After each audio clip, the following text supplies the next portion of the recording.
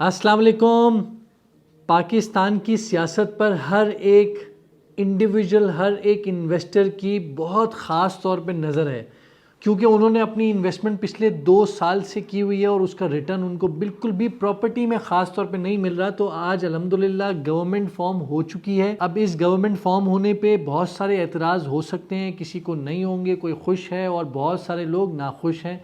लेकिन आज हम बात करते हैं कि भाई टाउन कराची का इस गवर्नमेंट के फॉर्म होने के बाद क्या फ्यूचर हो सकता है। पहले तो हम ये बात करते हैं क्योंकि मुझ समेत बहुत सारे यूट्यूबर ने हमेशा यही बात की कि न्यू गवर्नमेंट फॉर्म होने के बाद प्रॉपर्टी की प्राइसेस जो है वो बेहतर हो जाएंगी और इंटरेस्ट रेट जो है वो रिवर्स की तरफ होगा। लेकिन हमने अभी तक जितना भी लोगों से इस बारे में डिस्कशन किया है, जितने भी बड़े बड़े चाहे वो बैंकर्स हैं उनसे डिस्कशन किया है, एक बात सामने यही आई है कि इन्फ्लेशन अभी भी पाकिस्तान में बिल्कुल भी कंट्रोल नहीं हो पा रही और इन्फ्लेशन का डायरेक्ट रिलेशन जो है वो आपकी इंटरेस्ट रेट से होता है। तो अभी फ़िलहाल वो इन्फ्लेशन जहां मौजूद है उसी को सिर्फ कंट्रोल कर लें तो भी इंटरेस्ट रेट आपका यहीं पर स्टेबल करता रहेगा। तो अभी इस टाइम जो इंटरेस्ट रेट मार्केट के अंदर 22%, 23% मौजूद है, अक्सर लोगों की राय ये है कि ये इंटरेस्ट रेट बिल्कुल भी चेंज नहीं होने लगा।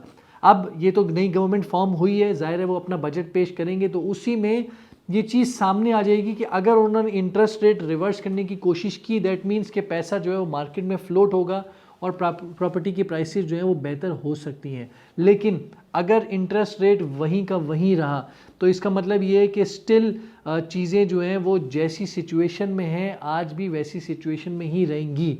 लेकिन इन सब चीज़ों में बहरिया टाउन कराची को अगर मैं लिंक करने की कोशिश करूं तो बहरिया टाउन कराची का आज के दिन सबसे बड़ा मसला इंटरेस्ट रेट नहीं है, उसका सबसे बड़ा मसला उसका ट्रस्ट डेफिसिट है। उसके लिए जो सुप्रीम कोर्ट का डिसीजन है कि पैसे देने हैं, आज उसके ऊपर जितनी डिफ़िकल्टीज आई हुई हैं, आए दिन उसके ऊपर केस खुल रहा है। अगर ये सब मामला किसी तरीके से सेटल डाउन हो जाते हैं तो ये बहरिया टाउन की प्रॉपर्टी की प्राइसेस जो है वो काफ़ी बेहतर हो सकती है, क्योंकि मार्केट के अंदर आज भी प्रॉपर्टी की जो डिमांड है वो एग्जिस्ट करती है। ऐसा नहीं है कि पाकिस्तान में या ओवरसीज़ के पास अब पैसा ख़त्म हो गया है, वो इन्वेस्टमेंट बहुत सारी वजूहात की वजह से नहीं करना चाह रहे। तो इसलिए एक पॉजिटिव जेस्चर ये है कि आज आसिफ अली जरदारी की हुकूमत वो प्रेसिडेंट बनने जा रहा है और वो एक गवर्नमेंट का पार्ट है। और आसिफ अली जरदारी जो कि उड़ती उड़ती र्यूमर्स और सब जानते हैं कि बहुत बड़ा प्रोपोर्शन मलिक रियाज के साथ इस बहरिया टाउन कराची के अंदर आसिफ अली जरदारी का भी बहुत बड़ा स्टेक है, बहुत बड़ा वो पार्टनर है। तो बहुत सारे मामला जो भी इस टाइम गलत डायरेक्शन में जा रहे हैं, हो सकता है कि जरदारी के बाद ये सारे मामला सही डायरेक्शन की तरफ आ जाएं। जो केसेस होते हैं, जो जिसको हम एनआरओ कहते हैं या हम जिसको कहते हैं कि भाई नेगोशिएशन कहते हैं, वो सब कुछ करने में आसिफ अली जरदारी माहिर है। अगर वो गेम चेंजर साबित हो जाते हैं मलिक रियाज साहब के लिए और उनके लिए रास्ते आसान कर देते हैं तो आप देखेंगे कि ये बहरिया टाउन कराची का फ्यूचर अल्हम्दुलिल्लाह बहुत ज़्यादा अच्छा होगा, क्योंकि इंफ्रास्ट्रक्चर रेडी है। इस इंफ्रास्ट्रक्चर के ऊपर कराची वाले यहाँ पर उनकी लाल टपकती है, ये कहना गलत बात नहीं होगी, क्योंकि वो हर अच्छे कोई भी सीज़न होता है, कोई भी ओकेजन आता है, वो यहाँ आके अपनी फैमिली के साथ एंजॉय करके जाते हैं और सोने पे सुहागा मलिक एक्सप्रेसवे का काम स्पीड के साथ जारी है।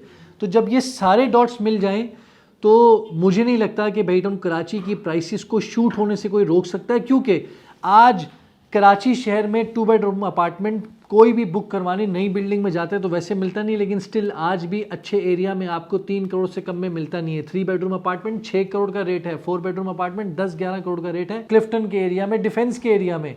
तो जो एक आम आदमी है जिसके पास पैसे बहुत लिमिटेड हैं, जो जिनका हिस्सा मिले और 2 भाई हैं उनके पास लिमिटेड बजट है, तो आज उनके लिए सुनहरी मौका है। सिर्फ अपॉर्चुनिटी को अवेल करने की बात है कि जिन पैसों में आज के दिन यहाँ पर चीज़ें मिल रही हैं गारंटी के साथ आपको बाद में नहीं मिल सकती। अब ये नज़रिए की बात है, आपको नेगेटिव सोचना है आपके सामने नेगेटिव चीज़ें आएंगी, आपको पॉजिटिव सोचना है आपके सामने पॉजिटिविटी की चीज़ें नजर आएंगी। सोच आपके ऊपर डिपेंड करती है कि आपने क्या सोचना है। और मेरे हिसाब से राइट टाइम हमेशा इन्वेस्टमेंट का वो होता है जब आपकी पॉकेट में पैसे मौजूद हों और उस पॉकेट के एतबार से आपको जो चीज़ मिल जाए आप यहाँ पर ग्रैब करें। चाहे आपको लॉन्गर इन्वेस्टमेंट में लेना है या शॉर्ट टर्म इन्वेस्टमेंट में लेना है या अपने घर के पर्सपेक्टिव से लेना है, डिसीजन ले लें, क्योंकि ये मौके फिर बार बार नहीं मिलते। तो खैर अपना बहुत बहुत ख्याल रखें, नीचे दिए हुए चैनल को सब्सक्राइब करें, यूट्यूब के पेज को, फेसबुक के पेज की जो वीडियो है हमारी ज़रूर शेयर करें। अपना ख्याल रखें, खुदा हाफिज़।